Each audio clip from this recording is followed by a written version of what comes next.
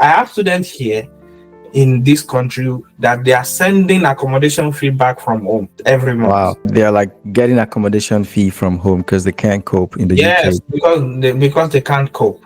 Yeah. So it happens. I know a family here that the wife came here in with a PhD program, a 4-year program, and they are coming with 3 children. That's 5 of them now. Wife, Mm-hmm. 3 children, Mm-hmm. and the husband. Each of them is going to pay for 4,000 for the IHS fee. Now So that is apart, already like 16,000 and the visa fees is not included yet. I've had people who say, I know my tuition fee is £15,000, but in Nigeria, I can easily raise like £7,000.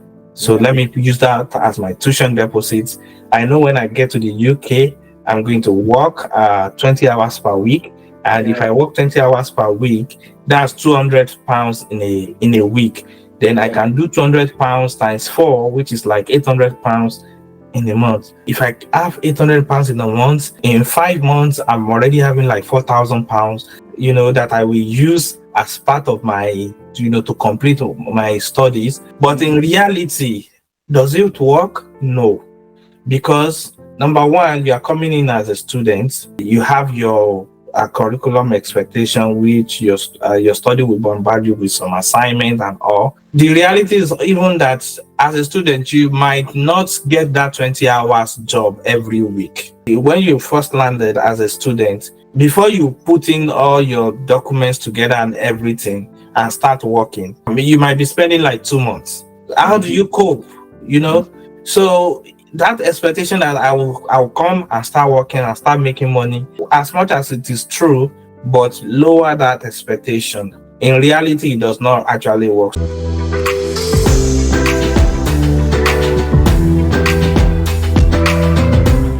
Hello, everybody. Welcome to Immigrant Hub Germany. My name is Mike, and today I have a special guest with me who's joining me all the way from the UK. I have never talked about the UK before. This is going to be the first time. And UK for sure is a very important location when you talk about destinations abroad, especially for Africans, especially for Nigerians. And today we are going to be talking about what it means to migrate to the UK. Why the UK, the migration pathways to the UK, what happens after you arrive, how do you settle in, what's actually the reality in the UK. Before we proceed, I would like to introduce our guests today.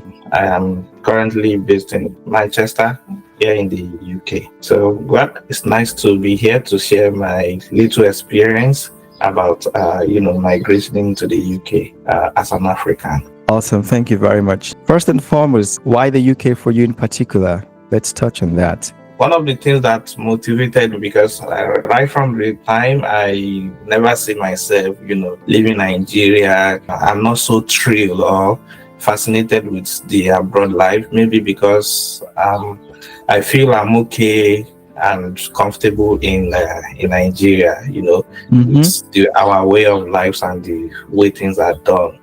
Yeah. But then as time goes by, the reality of being an adult in Nigeria started to set in, the uncertainties in the government policies, the inflations. Of course, inflation is everywhere in the world, but the way the political landscape of Nigeria, of course, now the general lifestyle, which resulted from the decisions of the leaders and how the life is generally. If you look at it for someone who has been living in Nigeria for a couple of decades, you will realize that things, they are not really getting better. So if you try to predict the future based on the past, you will see that things are not looking so good, Yeah. So I started thinking about it, and then that now led to what are the options that are available to me, And I started looking at the countries that are available within my resources, right? And when I mean resources, I mean the financially and all. So I found out that a lot of people have been migrating to the UK. So if you check the social media, you will see a lot of Japa stories, and let's say 70 to 80% of them are in the UK. So why this UK? Why? So I found out that it's because of the language, it's a predominantly English speaking country. And an average Nigeria, whether you have gone to school or not, we understand English, So it's common sense that people would likely move to where they can communicate better, where they would feel understood, and 100%. they will be able to interact. So I feel that is one of the factors that gives people leverage to say, let me try the UK. Apart from that as well, proximity to the home country. I feel that the UK is a little closer to most of the African countries than some other parts of Europe, and the Americas are thereabouts. Because of the population now in the UK, the African population, the Nigerian population in particular, you are able to, feel like you are seeing people like you, you are able to relate with people like you. So you don't feel too differently from her. I think that is one of the most basic reasons, and it's also one of the factors for me as well.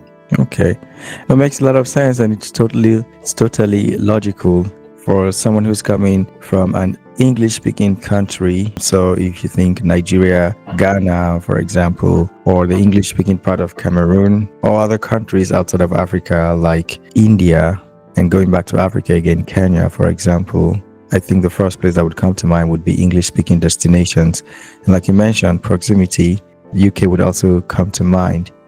Okay, what are the different pathways that one can move to the UK? For an average Nigerian, for an average African who wants to move to the UK, what are the different legal paths that they should know about? There are different pathways, right? The list is inexhaustible. Generally, there are like 5 up to 6 commonly used pathways that people move to Europe, UK, for example.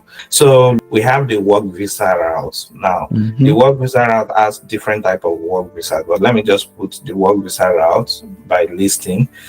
We have the student visa route, right? And then we have the family visas route, and then we have other ones like the HPI, that's high potential individual. Then we have the startup visas, or the one they call the innovator visa, and then the popular type, which is like this visit visa. So those are like the 6 main categories where if you pick people at random, there is a 90% chance that they are in the UK, or 95% chance that they are in the UK based on any of those 6 categories. And if I can pick 3 out, 90% of those 95% will also be in a 3 category, which we can also talk about. Yeah, let's talk about them, please. Let's start from the most common routes that people move to the UK. Okay. So the number 1 on the list is the student route, which is the student visa or the study visa. So if we are talking about the study visa, we already know what it entails. That is you coming to the UK as a student, and you can come in to study your masters, your bachelor's, PhD, and what have you. You understand? But basically, I will say if somebody decides to come into the UK to study as a student, whether it is bachelor's, master's, PhD, or whatever, you must be financially stable, because it's quite expensive to do, because an average tuition fee be like 12,000, 13,000 pounds in a year. That's a lot of money. I mean, in any standard. Maybe one quick question on that. Okay. Could you just talk briefly on why is it that although it is expensive to study in the UK, not just for the tuition, but also lifestyle, people still are flocking the UK compared to other destinations where, in our opinion, the opportunities are more, it's relatively cheaper, and even the process of integrating is a lot easier. Why do people go through all this, trouble still just for the UK? There are a couple of reasons, but based on individual preferences. But however, I think the general opinion, this is from my own opinion and from the people who have interacted with, who have come here to study and who are still here, you understand? So one of the basic reasons why they struggle so hard to pay tuition fees and come to the UK to study is primarily the opportunity for them to come with their families, right? True. So the UK gives you that flexibility to come to study with your family, they like a dependent, so to say. But recently now there have been changes in the immigration laws, whereby you can only bring your family if you are studying a particular type of course. Yeah, so you cannot come in with bachelors now and say you want to bring your family, unless you have a research bachelor's, which I don't think we have so many bachelor to master's straight programs. The only ones that you can now come in with your families are the masters in research programs.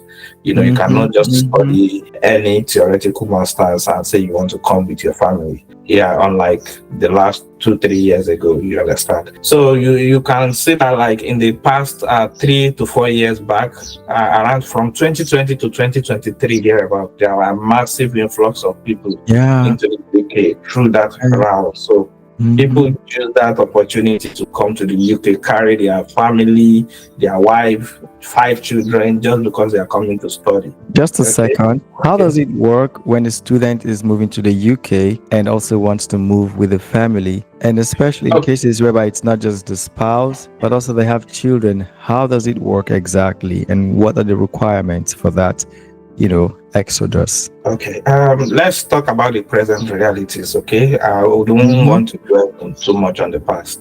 So right now, if you want to study in the UK, right, as a student, and you need to bring in your family, so you need to be considering a research master's degree. A research master's degree, not just any regular master's degree. Yeah, so it has to be a master's in research that you apply for. So that gives you the flexibility. And if you're familiar with it, you will know that masters by research, most of the time it's more than a year programs. It can be 2 years. Yeah, and also PhDs as well. PhDs has no restrictions. You can come in with your family, because of course PhD is like research based. You understand? That's true. But do you get paid for these research based masters or PhD? Do you get paid as a candidate, as a student? So what is most obtainable for most people are coming in with masters of research. You don't get paid for masters of research. You pay your tuition. Okay, all right, understood. For PhD as well, you pay tuitions, but there are flexibilities for PhD. Interesting. Yes. However, depending on what research interest you had, you might get some fundings for PhD. You understand? I know someone who has done PhD, and you can work alongside. Apart from working alongside, as a student, you have the right to work 20 hours per week. Whether PhD, whether research or no research, you have the opportunity to work. But some PhDs, you can get funding. That's basic generally, but of course you still pay your tuition anyways. So that is it. Okay. So, all right. Yeah. Let's go back to what it takes to move your family when you're going through this research-based masters to the UK. Okay. So if you are coming to the UK with a research program, whether masters or PhD, and you need to add your family, so the UK gives you that flexibility because you can apply for them as a dependent, right? Okay. After you've been granted the admission, you pay part of your tuition deposits. If you have like a wife and 2 kids, for example, you're going to apply for them individually. You're going to pay their application fee, which is around £5 per person, just for visa fees. Yeah, I think 513 or thereabout per person. You are going to pay that for yourself, for your wife, and for your 2 kids. It doesn't matter the age of the kids. It does not matter the age. You pay that visa application fee for every person, and then every person is going to pay what we call the IHS surcharge fee. So what does that mean? Now, health insurance. Let's put insurance. Yes, we call it IHS basically. So that IHS surcharge fee, you pay at least for a year. You pay 1 year surcharge fee per person. So that is if you are coming for a 1 year program. You only pay 1 year IHS fee, £1,035 per person. So if you are a family of 4, then that is approximately £4,000 that you are paying, apart from your visa application fee. Now, if your program is now 2 years, that means you are paying 2 years per person for IHS. do you pay 2 years straight up, or you pay for the first year and then You pay later? for the number of years that you have been granted a visa. If you are studying Oh, for 4 years, that means you are granted at least 4 years visa, right? So you are going to okay. pay your IHS fee for 4 years, which is 4,000 plus per Mm, person. I know a family here that the wife came here in with a PhD program, a 4 year program, and they are coming with three children. That's five of them now. Wife, mm-hmm, three mm-hmm. children, and the husband. Each of them is going to pay for 4,000 for the IHS fee. Now So that is apart, already like 16,000, and the visa fees is not included yet. no. So minus other expenses like your tuberculosis test, your police report, the main applicant will need to write English proficiency test like IELTS, or you can use some conversions. If you have a degree, of course, if you are coming to study, you must already have a degree or something. So minus all those extra expenses, minus your flight fee and every other thing. So it's a lot. That Okay, was why I said just initially yeah. that you So must just be a second. financially stable. Yeah, like not just stable. Right now, the calculation roughly, if you're a family of five, so the husband, the wife, and then three kids. Let's actually two kids. So that's already a family of four. We're already Yeah. getting close to 20K. Just, Mhm. the visa fee, IHS, and Yeah. some maybe flight included. We're already way above 20K. Now, how about your tuition for the uni? There's still that fees, right? And then there's potentially proof of funding too. Could you touch on those? Yes. So the proof of funds that you need is based on your number as a family. You Oh, understand? wow. You Yeah. show proof for each person. Yes, you should proof for each person. The specific amount now, I can't really put my finger around it because Mm-hmm. I'm not really so comfortable with that in the recent times. Okay. I don't want Okay. to give a specific value, but I know is something that at least you need some thousands of pounds, Yeah, yeah, by yeah, a yeah. person. What the proof of funds are for is for your living expenses, so you need to Yeah. factor in the accommodation and the feeding plus the Mm-hmm. transport. So I believe an average of let's say you are even taking on the basis £500 per person per month. So you need like 6,000 to Yeah. £8,000 per person to Mm. show. I mean, that's actually more like on the low side because compared to Germany, for example, where I would say the living expenses is relatively lower than the UK, it's currently approximately €1,000 per month per person, so which amounts to roughly 12,000 euros. Just before we continue, guys, I'd like you to understand that what we're talking about today is to open your eyes to what's actually the obvious.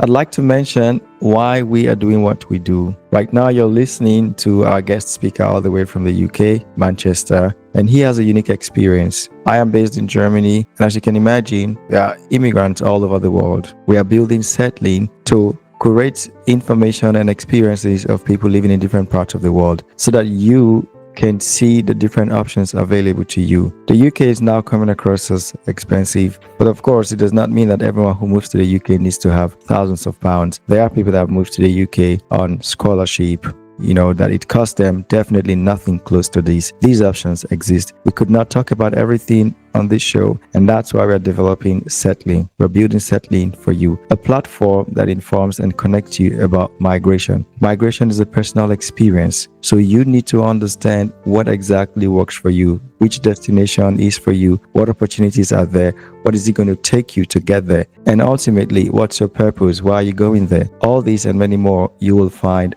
on Settling as information, but also other people on the platform that you can connect with. So check out Settling. Good. So Yomi, let's round up that part and then move to the next. There is also a certain type of study visa.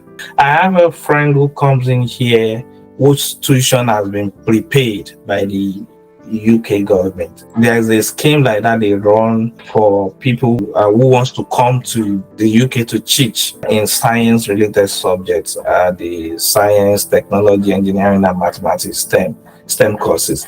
So if you study STEM courses back at home, you can find out about this opportunity because the aim is to teach at the end in the UK because they are recruiting you as a teacher.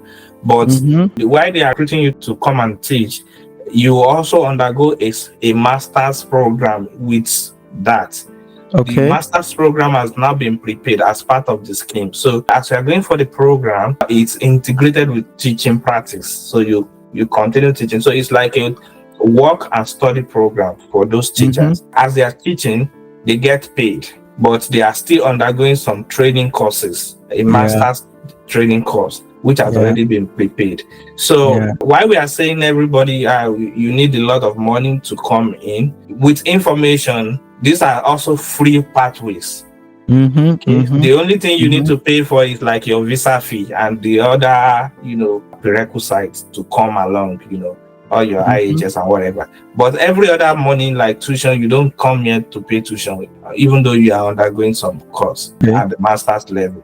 And you get paid while you are working. So these are other things that can, come under it. So the other pathways are like the skilled worker visa, or let's say the work visas. Yeah. Under work Yeah. visas, we have skilled worker, we have healthcare workers, and the rest. Okay, Yeah. but it's a little bit broad.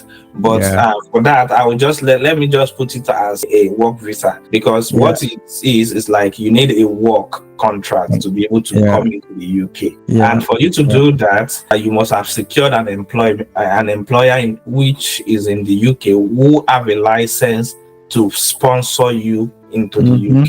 So it is not all jobs. In short, 70% of jobs in the UK will tell you they cannot sponsor you. That means if you are outside of the UK, if they want to employ you, then they can employ you if it is a remote-based job, you understand? And Yeah. their policies give them the right to employ you and you work remotely. But if they want to bring you into the UK, or you say, okay, can you guys bring me into the UK since I'm employed? They must have a license to sponsor their employers. That takes us to what they call the certificate of sponsorship. Yeah. They'll give you the certificate of sponsorship that has one particular number in it, a reference number or something like that, that you use while you are applying for your visa. So if you don't have that kind of a job that has a sponsorship, you will not be able to come into the UK and work as an immigrant. So that route is specifically for people who have work, who have obtained an employment from the UK company that has a right to sponsor. So basically that is it. And you can find the bulk of those works in the healthcare sector.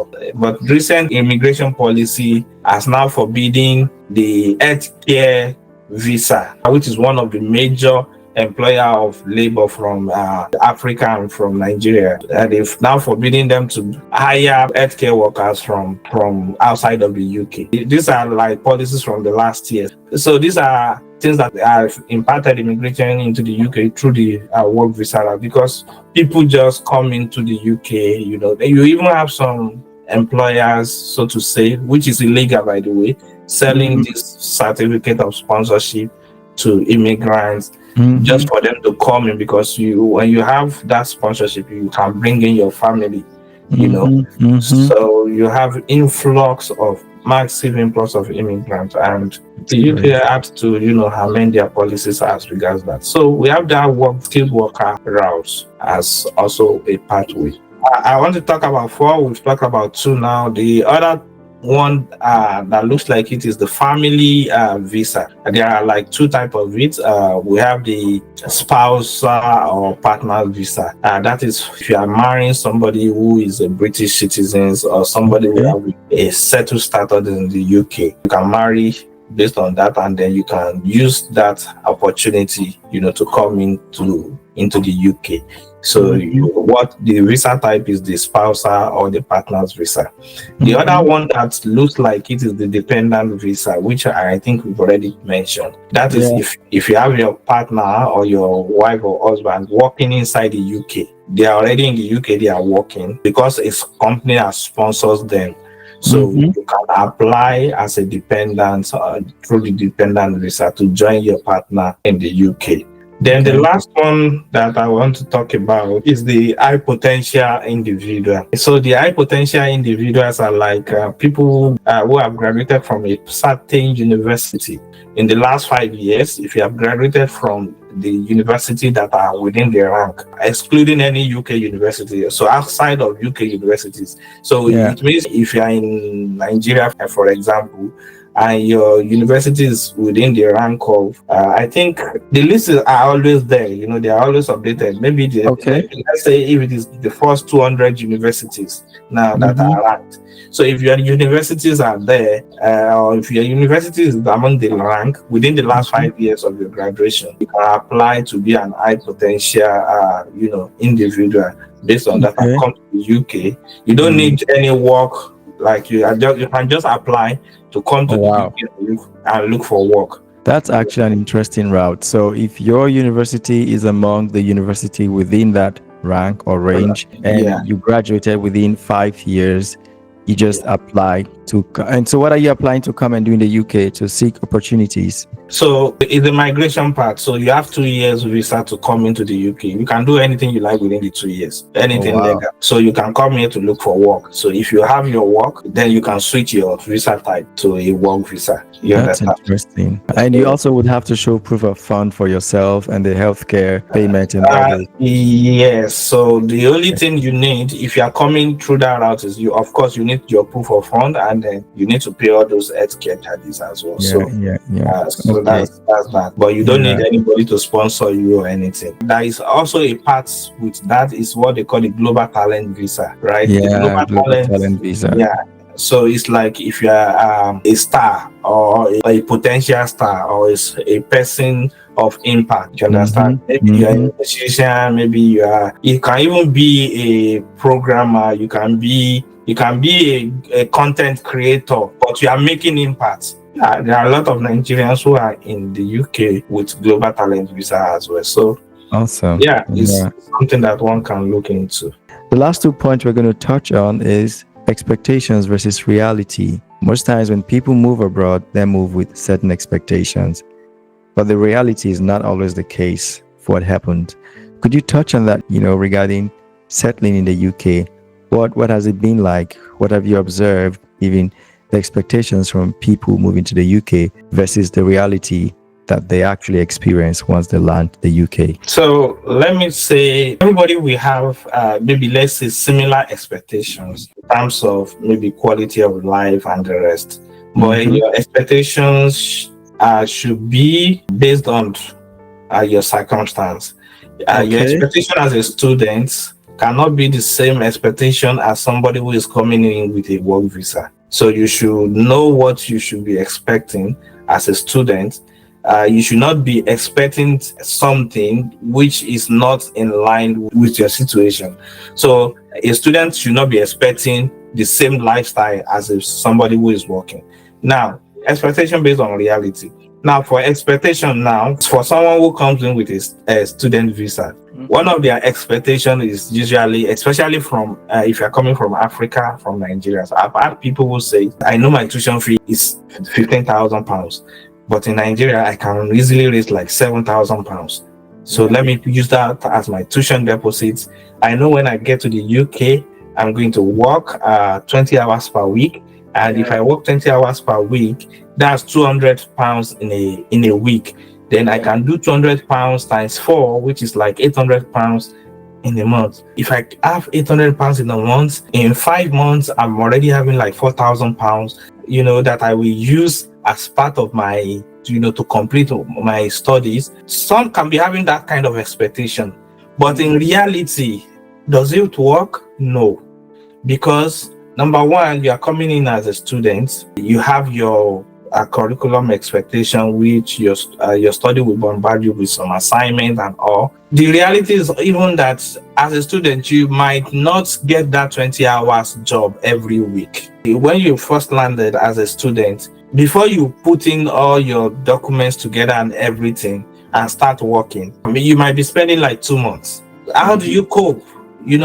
So that expectation that I will come and start working and start making money, as much as it is true, but lower that expectation. In reality, it does not actually work. It is like you putting yourself in a lot of pressure to say you want to come and then use the money you make as a student, working as a student, to pay your tuition balance, especially if you have like 50% of your tuition left to pay. It can work, but in most cases you will not really like yourself in this in form of the stress that you will go through.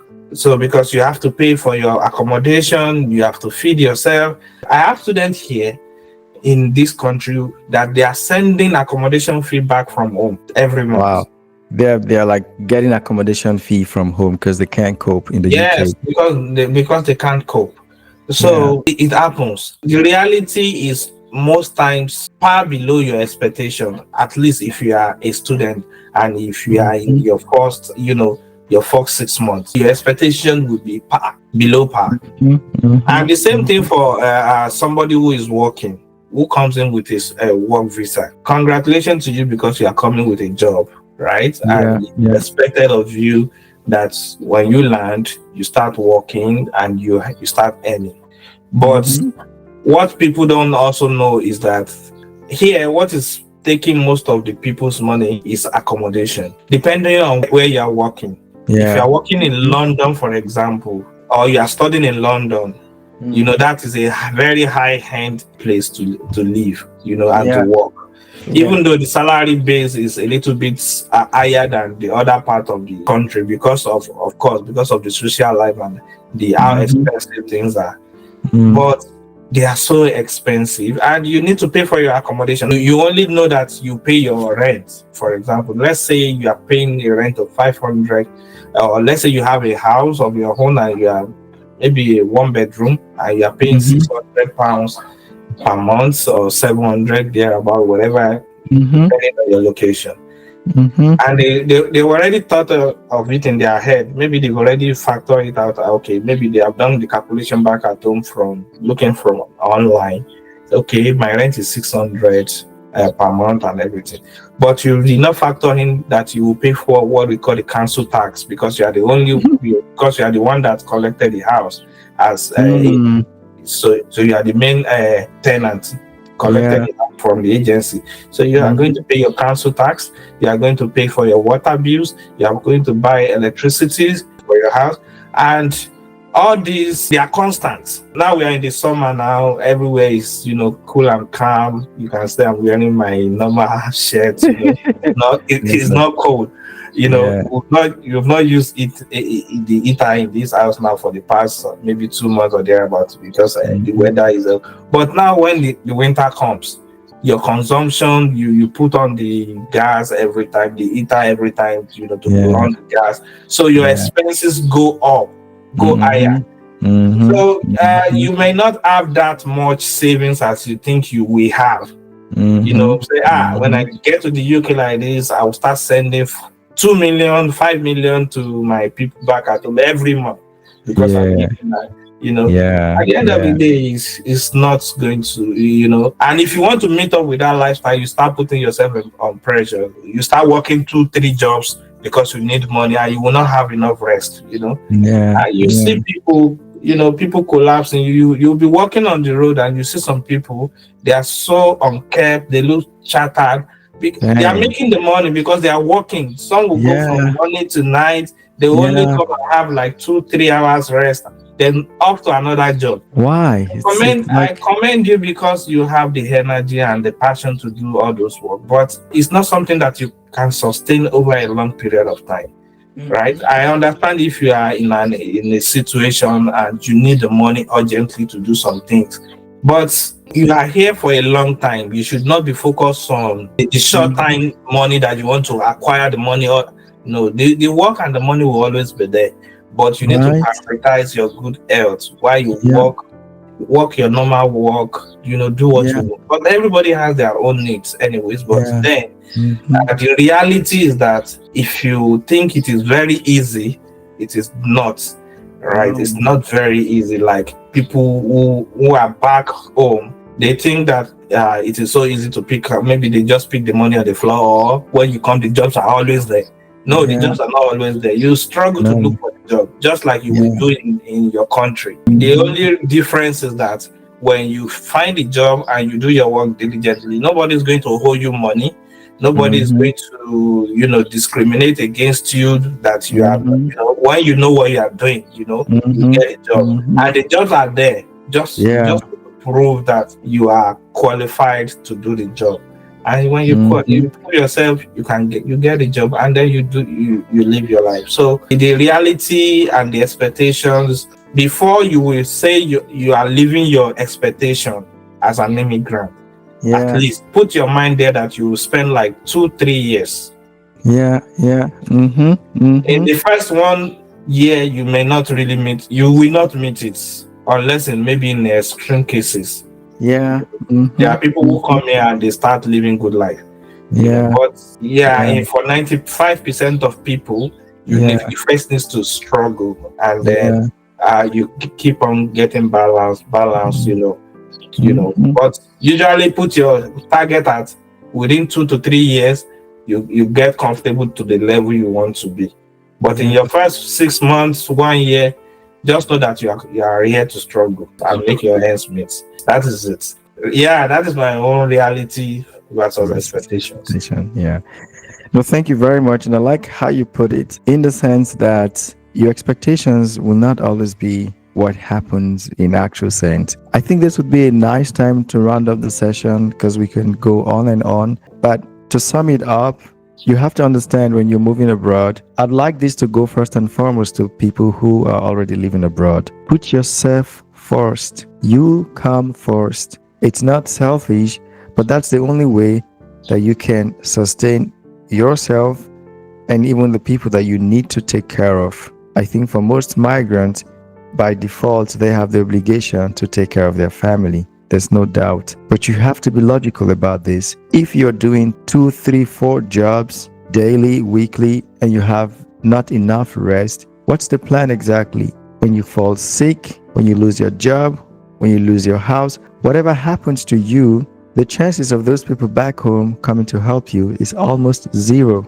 You are helping them in the first place, so how can they come help you? The chances is almost zero. So when you're out of the picture in whatever way, then even everything you are trying to do will not be even achieved. So you need to put yourself first. You are the main engine and you should be running for every other thing to move. Today we have talked about what it means to move to the UK. Why are people moving to the UK? What are the different routes? The reality versus expectation. One thing that we can do further would be to also write a detailed article on this.